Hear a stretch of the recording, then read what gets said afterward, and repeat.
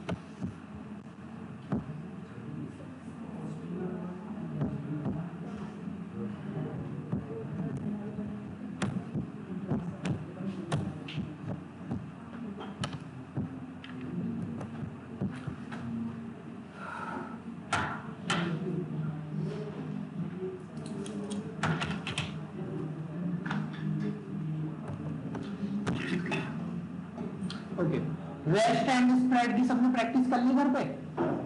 नहीं सर। क्यों लोकेश? कोई नहीं, आज कर लेना। सो अब हमें क्या स्टार्ट करना है? Array and objects D structuring. ठीक है, स्पेलिंग गलत है। ठीक है, डी स्ट्रक्चरिंग। सो डी स्ट्रक्चर नाम से पता चल रहा है कि हम उसका क्या चेंज करेंगे? ठीक है, हाँ,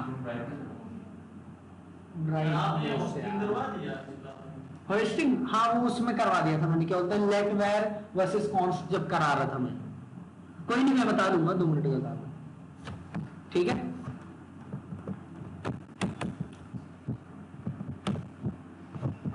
सो ब्राइटनेस के लिए तो देखना पड़ेगा यार, बुलाना पड़ेगा किसी को। अभी के लिए देख लो, नेक्स्ट क्लास में मैं करवाता हूँ। ठीक है, रिमोट से देखते हैं। मैं एक काम करो ना, मीट पे ज्वाइन कर लो, मीट पे ज्वाइन कर लो अपने लैपटॉप पे, लाइव दिख जाएगा। बैठे तो नहीं, नमस्कार, जल्दी बैठो।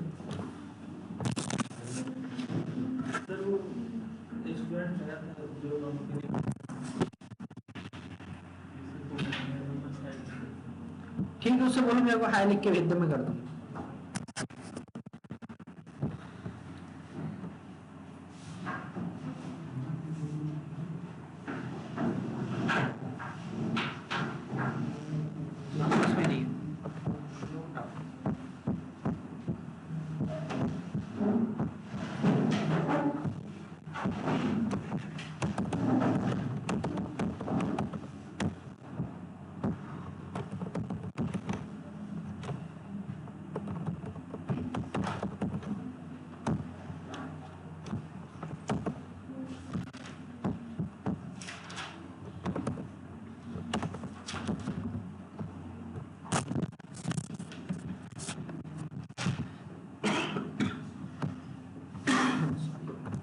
एक काम करते हैं, एक एरे लेते हैं,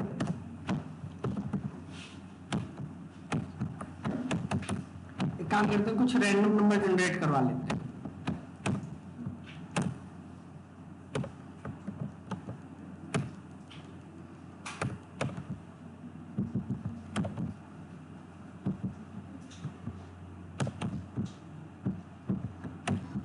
ज्यादा जाएगा 10 के।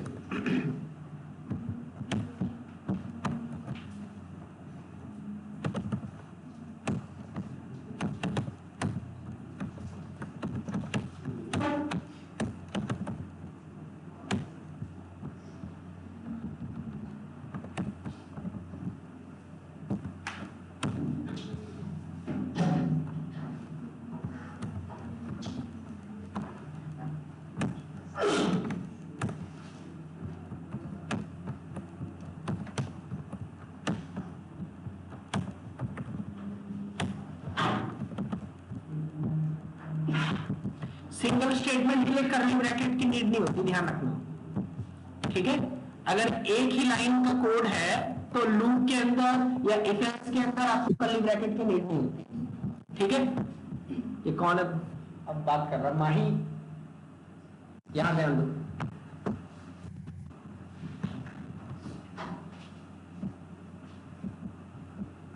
ओके, कुछ गलती हुई है।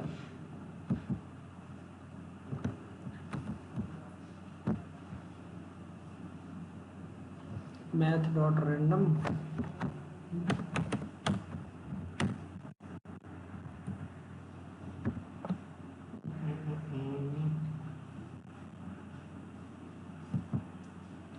रैंडम नंबर के बाद टू फिक्स नहीं लगाना था, सॉरी। जो भी रैंडम नंबर जनरेट होगा मल्टीप्लाई बाय 10,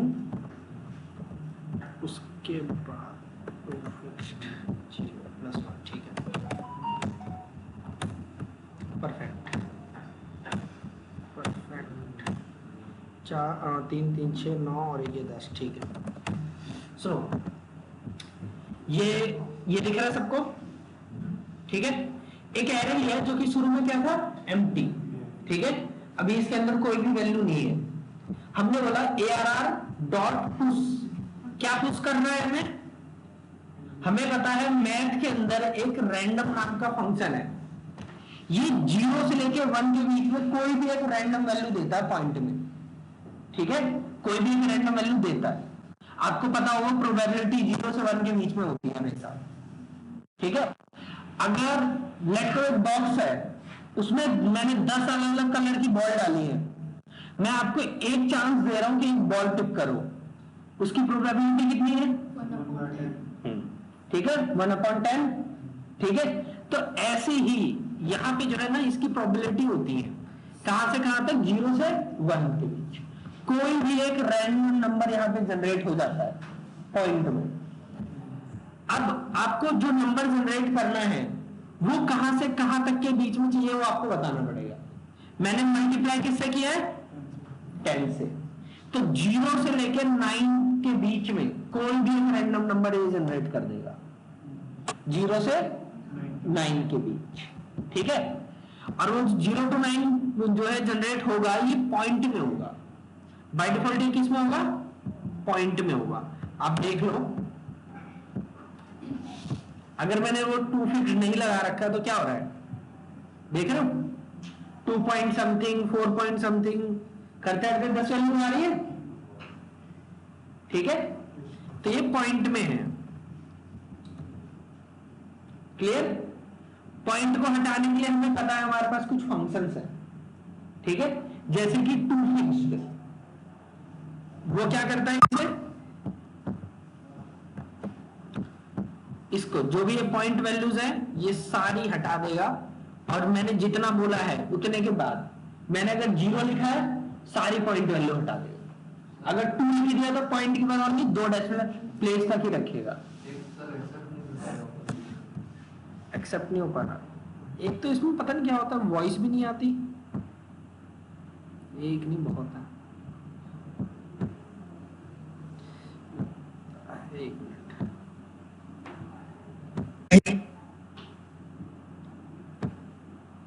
हेलो, ऑनलाइन में जो भी है, क्या उनको वॉइस आ रही है मेरी? ठीक है, यस सर। ठीक है, ठीक है।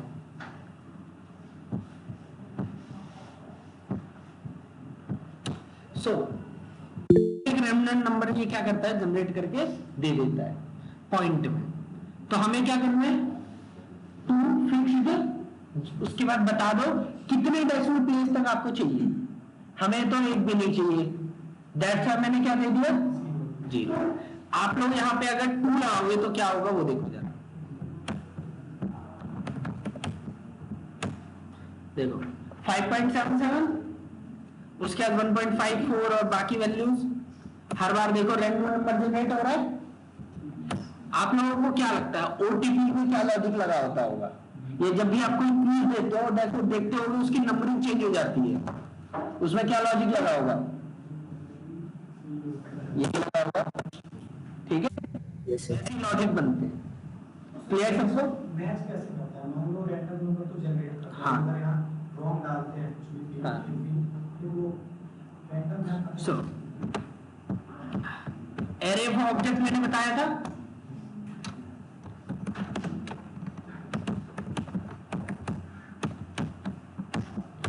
एक एरे लिया, एक ऑब्जेक्ट लिया मैंने, ठीक है। इसके अंदर मैंने क्या बोला, या फिर एक काम करो, यहां पे दे दो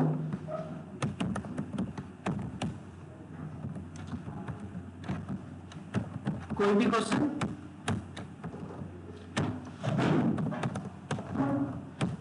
चॉइस 1 2 3 4, ठीक है, और लास्ट में क्या दे दो, आंसर, और चाहो तो इसमें एक और दे दो, आईडी, ठीक है। कितना ऑब्जेक्ट है ये, एक ऑब्जेक्ट, कॉमा, एक minute, choice 2 choice 3 choice 4,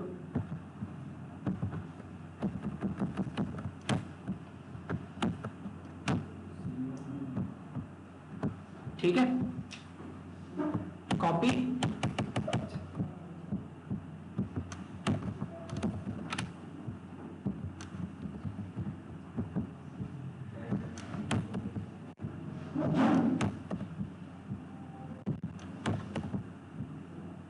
okay, कोई नहीं।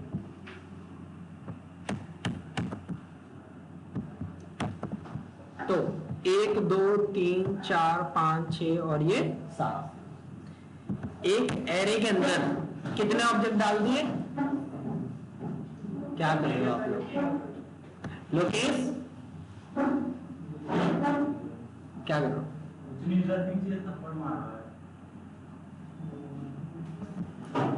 कितने साल के हो गए लोकेश, सच में, मेरे को लगा अभी 4 साल के हो,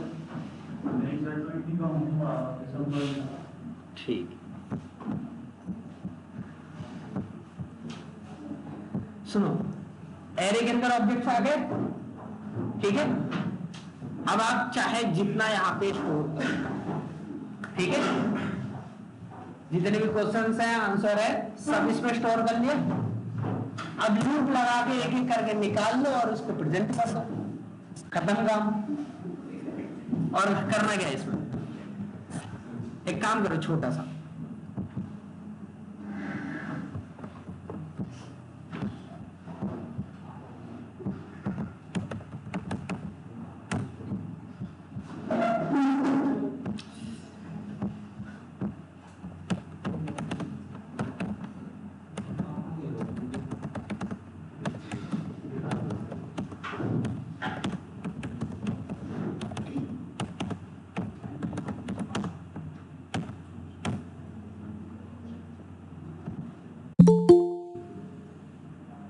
एक मिनट,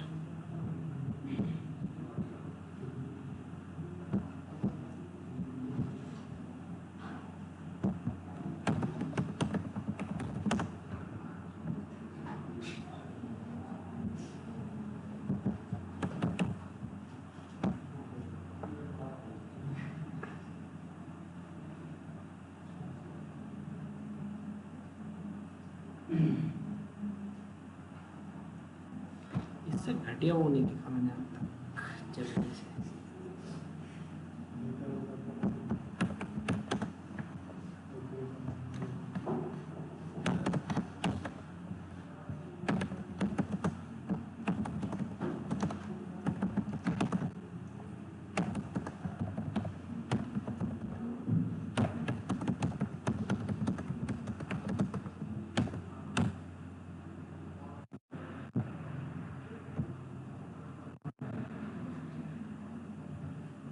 दो मिनट बस, वैसे मैंने जावास्क्रिप्ट डाला था या नहीं डाला था,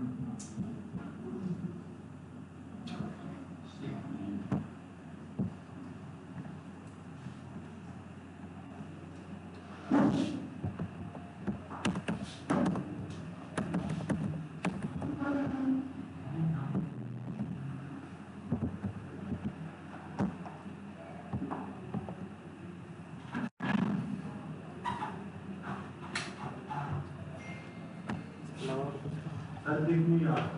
नहीं, ये जो चार्जर मनीष भैया, हाँ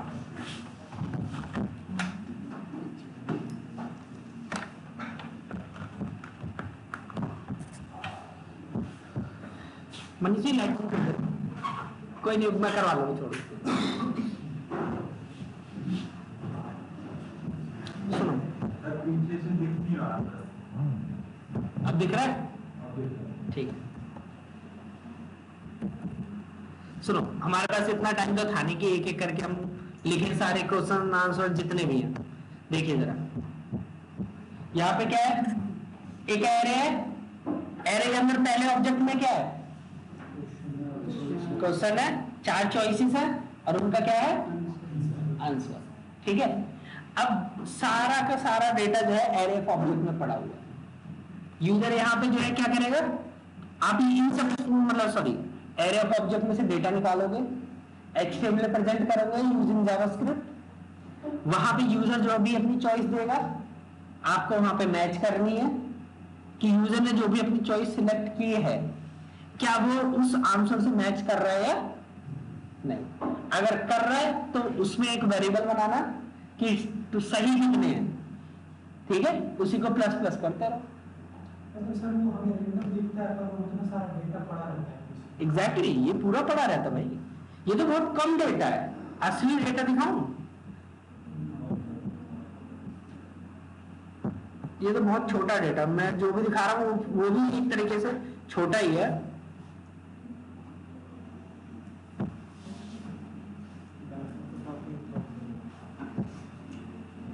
लेकिन सारा डेटा एक बार में नहीं दे दिया जाता।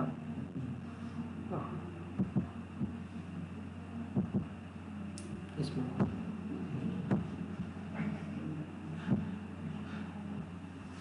खुशी और माही नेक्स्ट टाइम से ना यहाँ बैठाऊंगा।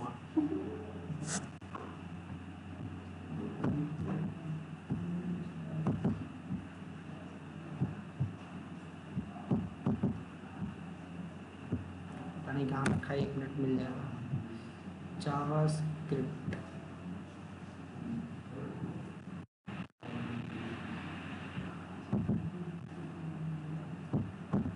इसके अंदर पड़ा होगा, इसमें नहीं है।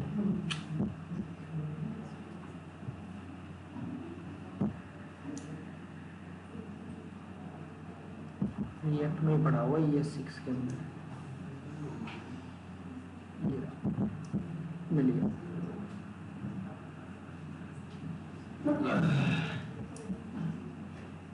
Rest spread DOM math object iterate object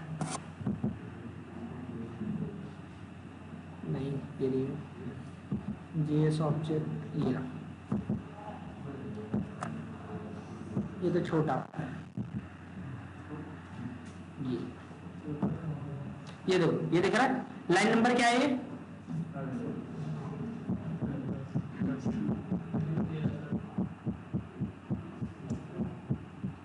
ये इसका डेटा है, रियल डेटा।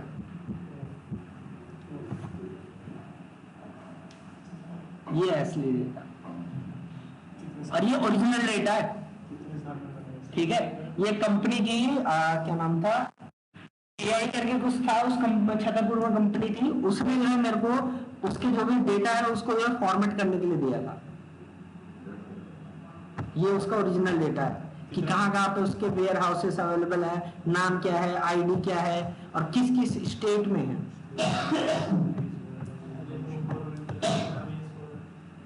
ऐसे फॉर्मेट नहीं, ठीक है। ये इसके लिए ये लॉजिक लगाना पड़ा, बस हो गया काम।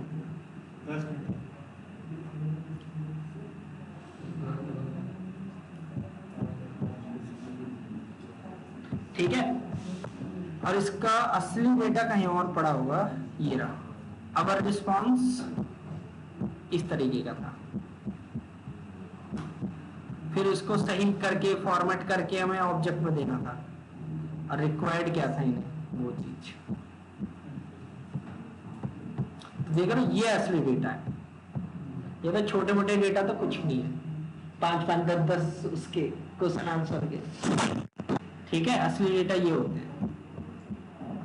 देख रहे हो कितने लेवल में नेस्टेड, एक के अंदर एक के अंदर एक।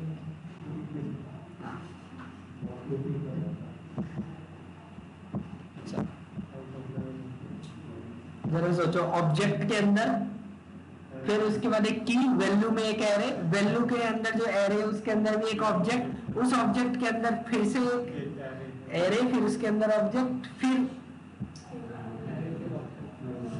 मेरा उसके अंदर। ये असली डेटा होता है, ठीक है। तो किस स्टेट में कितने वेयर हाउस है उस चीज की जानकारी दी, और ये सारे ओरिजिनल है। वेयर हाउस जाके पता कर लेना, नहीं मिलेंगे, ठीक है। उसके बाद ड्रोन्स के डेटा थे इसमें, कि ड्रोन्स पे नजर रखते हैं ना, तो वो डेटा था कि ड्रोन जो है मॉनिटरिंग करते हैं हर एक वेयर हाउस पे, तो कौन सा ड्रोन कहाँ पे मॉनिटर करेगा, वो सारा डेटा था, ठीक है। तो इस तरीके से डेटा होता है। आप लोग चाहो तो क्विज ऐप बना के देख सकते हो उसके ऊपर, ये जो दिया है क्वेश्चन, HTML CSS और जावास्क्रिप्ट का यूज करके, ठीक है, बहुत इजीली बन जाएगा। तो हम थोड़ा सा भटक गए थे अपने टॉपिक से, ठीक है, लेकिन फिर भी काम की चीजें थी तो चलो। सो रैंडम वैल्यू जनरेट हो रही है, ठीक है। एक काम और करो छोटा सा, ये जो रैंडम वैल्यू जनरेट हो रही थी,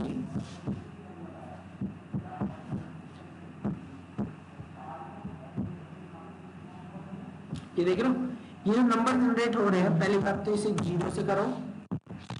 0 से करने के बाद इसमें जो वैल्यू है किसमें, स्ट्रिंग में है, ठीक है।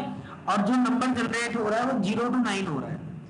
ये देखो 0 आ गया ना, तो अगर आपको 0 to 9 नहीं चाहिए, 1 से लेकर 10 तक चाहिए, तो प्लस क्या कर दो, सिंपली तो +1 कर दो बस। अब कुछ भी कर लो, 1 मिनट,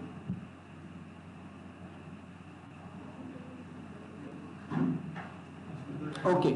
प्लस ये स्ट्रिंग है, और उसके साथ कॉन्कैटिनेट कर दिया जा रहा है क्या,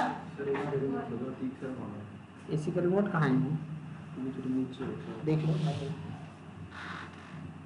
ना, इधर नहीं। So, एक काम करो,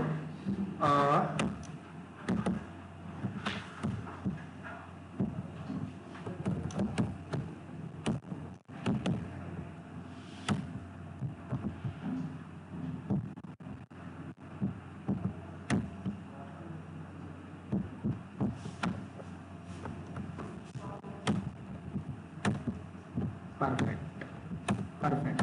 डेटा किसमें आ रहा है, नंबर में आ रहा है, ठीक है, और कोई भी पॉइंट वैल्यू नहीं आ रही। हमने क्या कर दिया, एक फंक्शन लगा दिया मैथ डॉट ट्रंक। ट्रंक क्या करता है, ट्रंकेट करता है, वो कट कर देता है जितनी भी पॉइंट वैल्यू है। मैंने सबको बोला था फंक्शन ट्राई करने हैं, मेथड्स ट्राई करने हैं सारे, क्या क्या दिया था उनमें, एरे का तो मैंने खुद से कराया था सारे मेथड, मैथ के आपको ट्राई करने थे, स्ट्रिंग के ट्राई करने थे, डेट के। तो उन्हीं फंक्शन में से ये फंक्शन है मैथ के। देख रहे हो कितनी जरूरत पड़ रही है इनकी।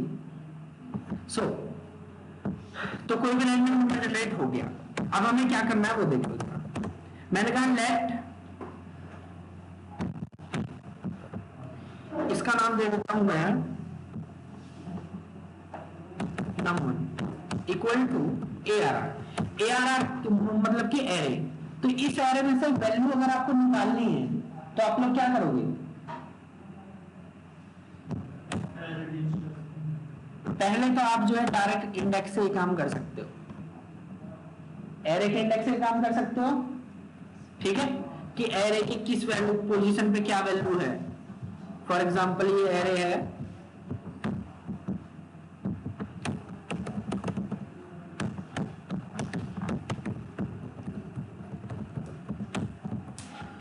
आउटपुट क्या आएगा,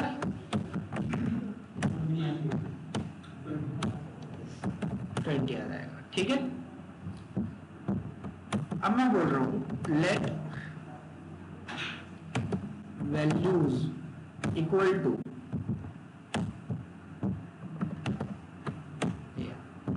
वैल्यूज के अंदर क्या आएगा,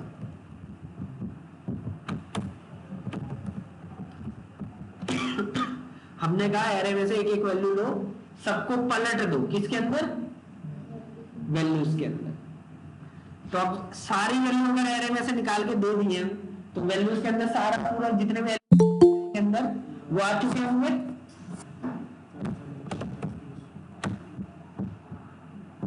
देख लो,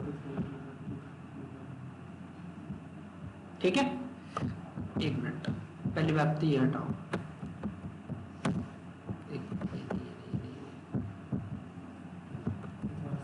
एक छोटी सी मिस्टेक हुई है, मैंने यहाँ पे एरे का सिंबल लगा दिया था, ठीक है।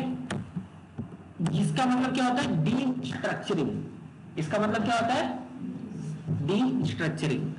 तो हमने क्या किया है, एरे में से जो पहला एलिमेंट है, पहला एलिमेंट क्या था 10, 10 निकाल के किसमें स्टोर कर दिया, वैल्यूज में।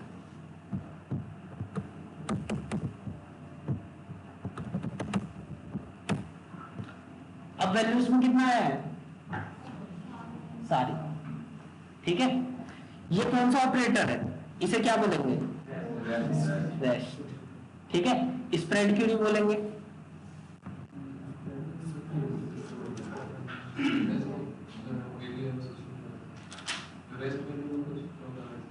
जी हाँ, ठीक है। मेन बात यह है कि रेस्ट वैल्यूज को क्या करा रहा है, स्टोर करा रहा है। जब भी आपको फंक्शन के सिग्नेचर में या लेफ्ट हैंड साइड में जो भी आपका जो भी मतलब आर्गुमेंट मांग रहा है, उस साइड अगर आपको ट्रिपल डॉट दिख जाए तो समझ लो वो क्या है, रेस्ट, ठीक है। तो ये रेस्ट ऑपरेटर है। तो इसका मतलब ये है, एरे में से वैल्यू निकालो और जितनी भी बची हुई है वो सारी किसमें डाल दो, वैल्यूज। तो एक तरीके से ये इसे कॉपी कर दे रहा है इसके अंदर जितनी भी वैल्यूज, ठीक है। तो हमें सारी वैल्यूज तो नहीं चाहिए, ये सर क्या बात,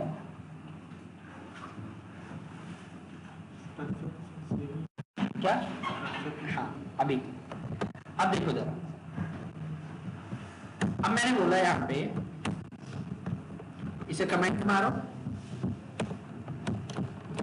लेट वैल्यूज, ये काम करो अलग ही बना लेते हैं, इसे कमेंट मारो।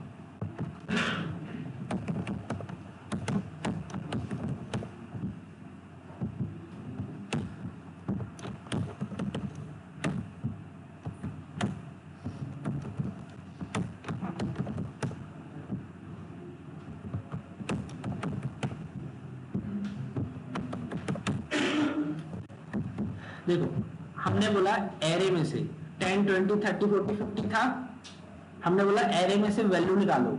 सबसे पहली वैल्यू किसके अंदर आ जाएगी, अगली वैल्यू नंबर,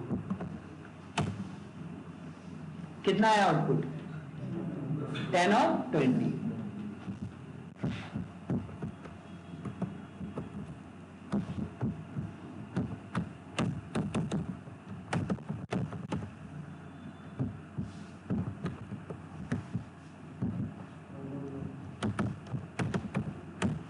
अब क्या आएगा आउटपुट,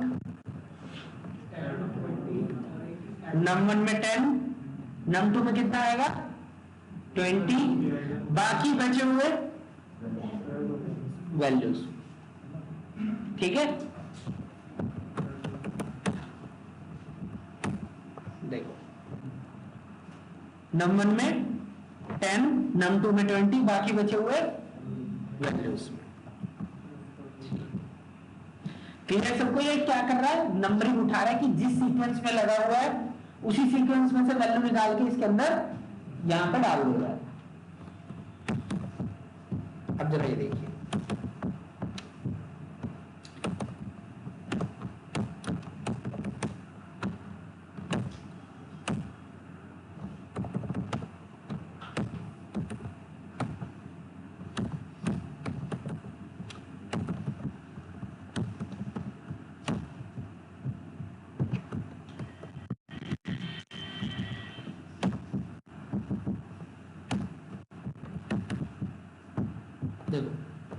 ध्यान रखना, मैंने कहा पहला नंबर आ जाए, उसके बाद दूसरा वाला यहां पे देखना स्किप कर दिया मैंने, दूसरा वाला क्या कर दिया, स्किप कर दिया। उसके बाद कौन सी वाली वैल्यू आ जाए, थर्ड वाली। देखना नंबर में कितना आया 10 और नंबर 2 में कितना आया 30। ठीक है, इसको रेफरेंस के लिए मैं इधर पेस्ट कर दे रहा हूं आपके समझने के लिए। सो 10 ये उठ के किसमें आ गया, नंबर। फिर हमने यहाँ पे देखो, यहाँ पे ये स्किप कर दिया। ठीक है, हमने क्या कर दिया, स्किप। तो अब जो 20 है ये क्या हो चुका है, स्किप हो चुका है। अगली वैल्यू क्या है 30, 30 स्टोर हो गई किसमें, नंबर 2 में। बाकी बचे हुए वैल्यूज। क्लियर सबको? अगर मैं ये करता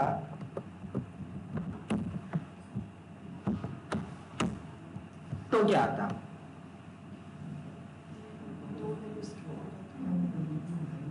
तो नंबर 2 में क्या आता, ठीक है,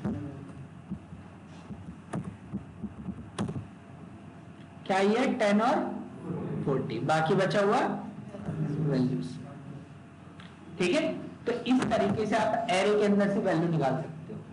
एरे के अंदर से वैल्यू निकालना बहुत आसान है, इसमें ज्यादा कुछ करना नहीं होता। ठीक है,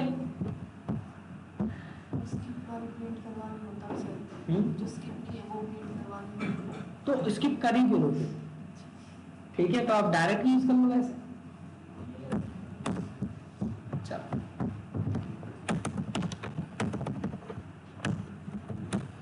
एक मिनट रुको।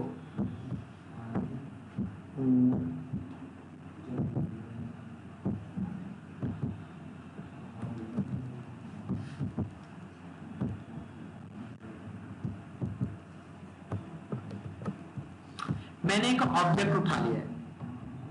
ठीक है, ऑब्जेक्ट का नाम क्या रखा है मैंने, यूजर। इस ऑब्जेक्ट के अंदर आईडी, नेम, एज, स्किल्स और एड्रेस ये सब है। ठीक है,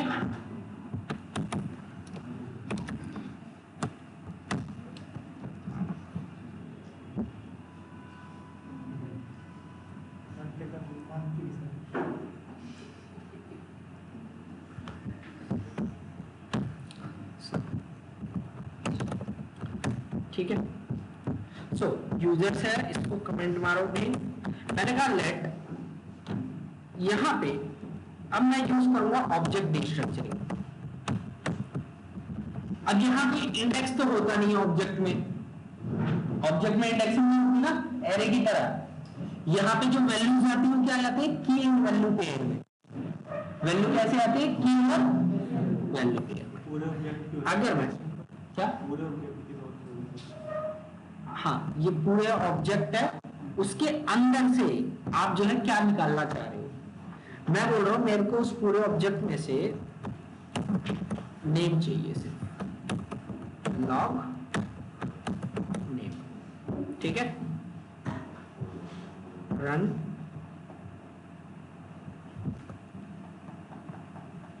ठीक है, लेट करो, नेम की जगह एज चाहिए सिर्फ।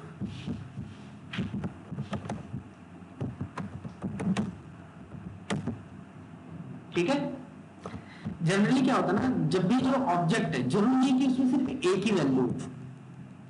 ठीक है, ऑब्जेक्ट में बहुत सारी वैल्यूज हो सकती है, तो उनमें से एक एक करके वैल्यू निकालना बहुत डिफिकल्ट टास्क होता है। तो हम क्या करते हैं, हाँ तो उसके लिए हम क्या बोलते हैं, ध्यान रखना नेस्टेड में से नहीं आएगा कि सोचो कि नेस्टेड एक के अंदर एक अगर पड़ा हुआ है तो उसमें से आ जाएगा, नहीं, उसके लिए अलग करना पड़ेगा। ठीक है, सो यूजर के अंदर से मैं बोल रहा हूं कि हमें एज चाहिए यूजर की, और क्या चाहिए, स्किल्स और आईडी ले। तीन चीजें हमने लिए, आईडी, एज और स्किल्स। ठीक है,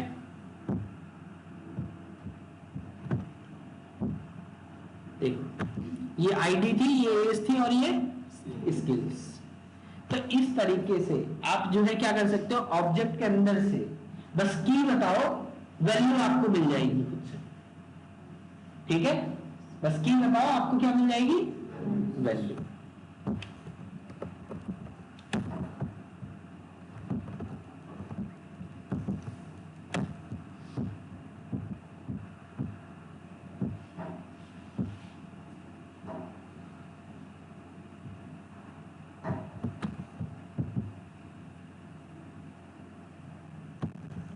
एक मिनट रुको।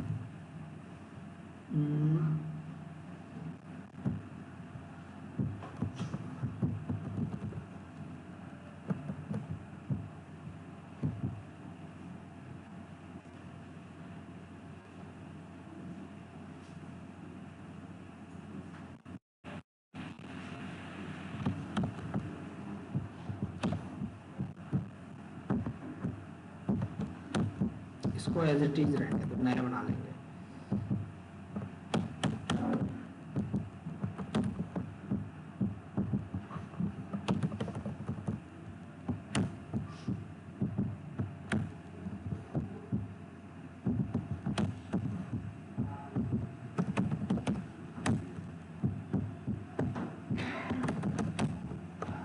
सुनो, अब क्या आएगा, एड्रेस क्या है, एक तरीके का ऑब्जेक्ट है, और आईडी। तो आईडी और एड्रेस दोनों आ चुका है। ठीक है,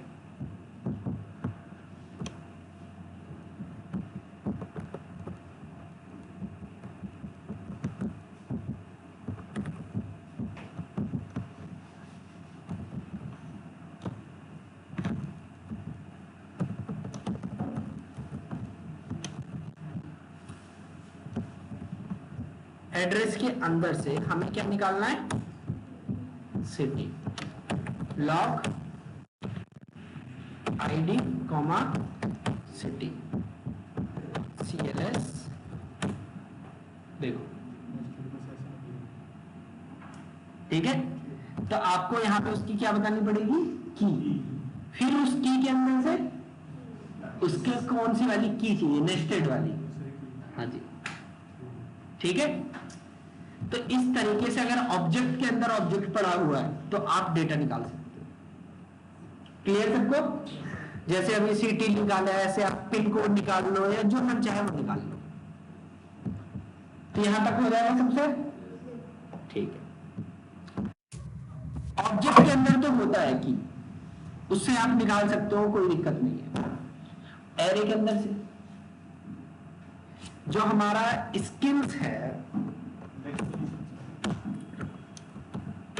जो हमारा स्किल्स है, ये क्या है, एक एरे है।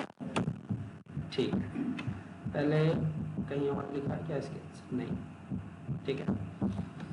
इक्वल टू क्या नाम है, यूजर, ठीक है, लॉग स्किल्स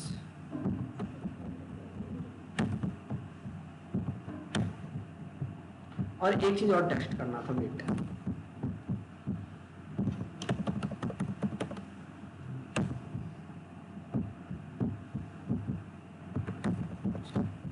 मैंने यहां पे क्या लिखा है, एड्रेस लिखा हुआ है, तो क्या ये एड्रेस भी आएगा या नहीं आएगा,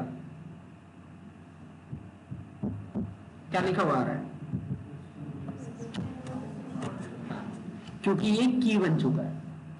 तो अब सारी वैल्यू आप ऐसे नहीं निकाल सकते, इसका ध्यान रखना, अगर नेस्टेड में से निकाल रहे हो तो। ठीक है, तो इसका ध्यान रखना।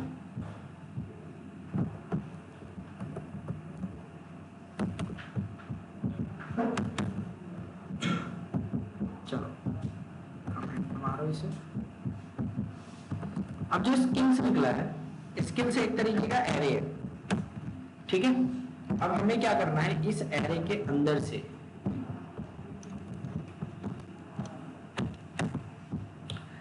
पहला स्किल 0, स्किल 1, ठीक है।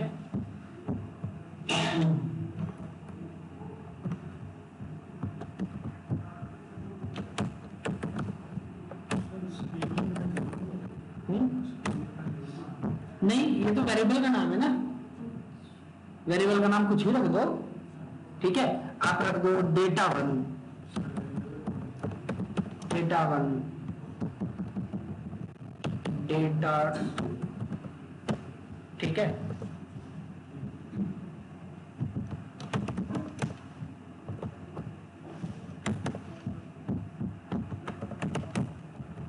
वो ना थोड़ा नाम रीडेबल रहता है, स्किल 0, सॉरी स्किल 0 कि मतलब 0 से नेक्स्ट पे कौन सी स्किल है, स्किल 1। तो नाम ऐसे रखने चाहिए कि देखते ही पता चल रहा है कि क्या काम कर रहा है वो, या क्या डेटा है उसके अंदर। क्लियर सबको? ठीक है। तो देखो जरा, हमने एरे के अंदर से वैल्यू निकाल ली या नहीं निकाल ली? ठीक है। एक ऑब्जेक्ट के अंदर जो की थी, स्किल्स थी, स्किल्स के अंदर वैल्यू क्या थी, एक एरे था, उस एरे में से भी हमने वैल्यू निकाल ली। क्लियर सबको? ठीक है। अब जिससे पूछूं बस वही बताएगा।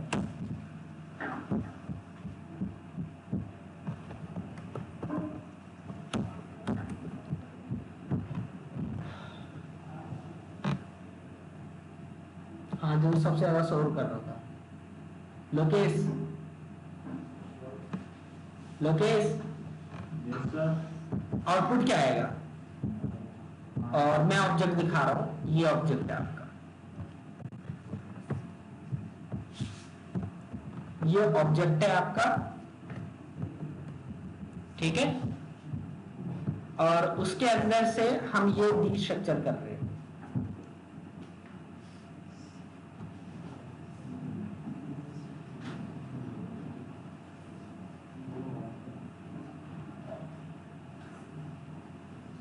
बताओ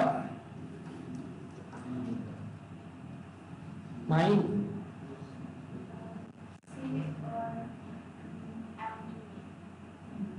बताया सी और नहीं, वो बीच में वो लगा है ना।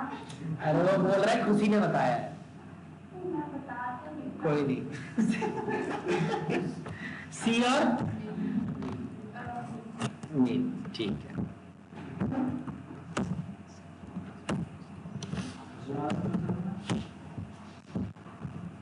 खुशी,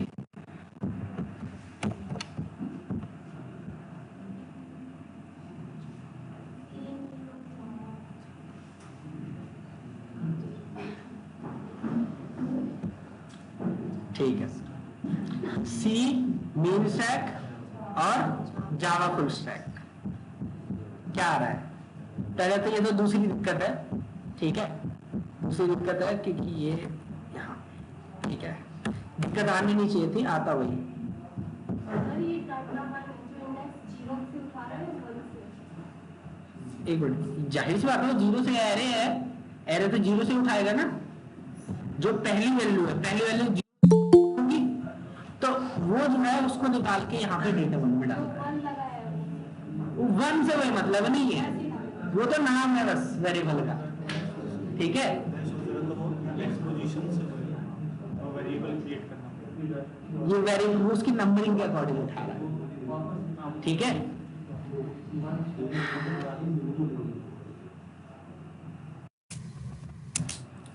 इसका कुछ नाम ऐसे दो यार जो बच्चे कंफ्यूज ना हो। सर जैसे नाम क्या था? ऊपर तो सर की वैल्यू से लिया था हमने, यहाँ पे इंडेक्स पोजीशन से सोच रहा था, ये सर वेरिएबल बन।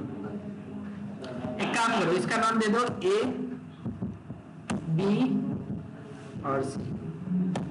अब तो कंफ्यूजन नहीं होगी, ठीक है। अब क्लियर है? सर हाँ बताइए।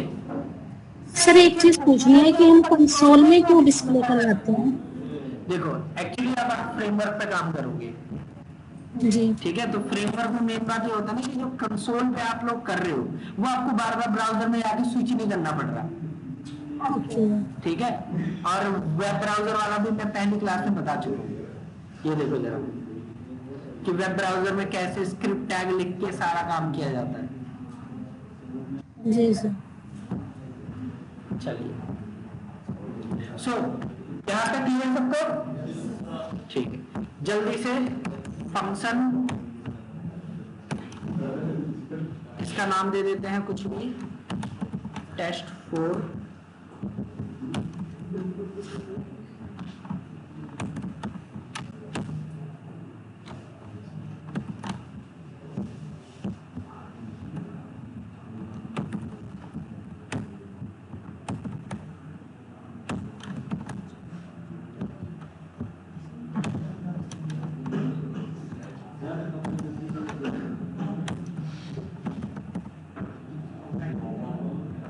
सुनो, ये यूजर नाम का ऑब्जेक्ट था। इस यूजर नाम के ऑब्जेक्ट को कहां पास किया मैंने? test4 नाम के फंक्शन में। और इस फंक्शन के अंदर ये क्या किया हमने? तो अब जो भी ऑब्जेक्ट भेजा है उनमें से क्या क्या वैल्यू निकाल लेगा ये? नेम और एज, ठीक है। और उन दोनों को क्या कर देगा ये? कंसोल, ठीक है। सो इसको रन करो, आ गया नेम और एज, वो गलत एज, ठीक है कनिष्क। सो नेक्स्ट,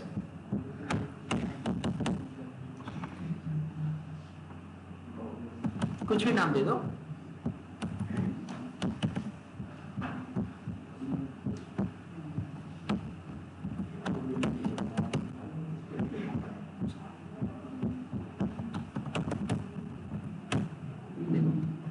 सबसे पहली बात यहां पे जो है क्या आया था, और इसे एक काम करो अलग लाइन में प्रिंट कराओ, सेम लाइन में अच्छा नहीं दिख रहा।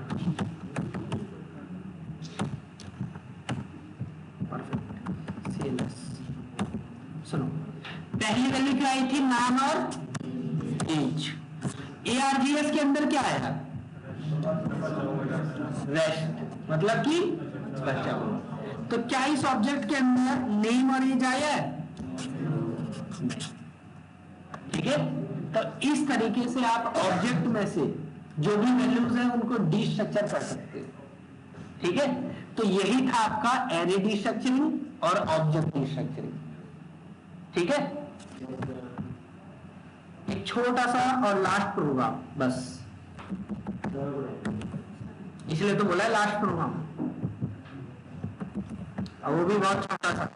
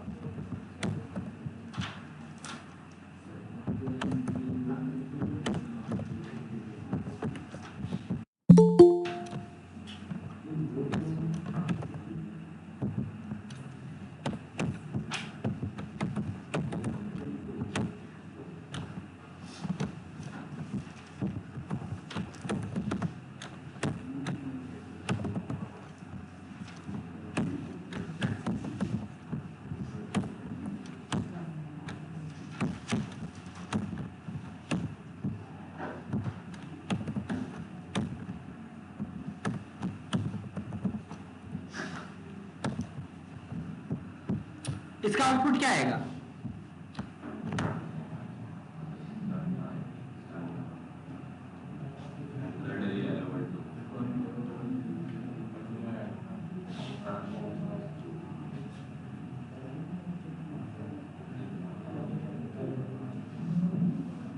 Date, age for function report. Date का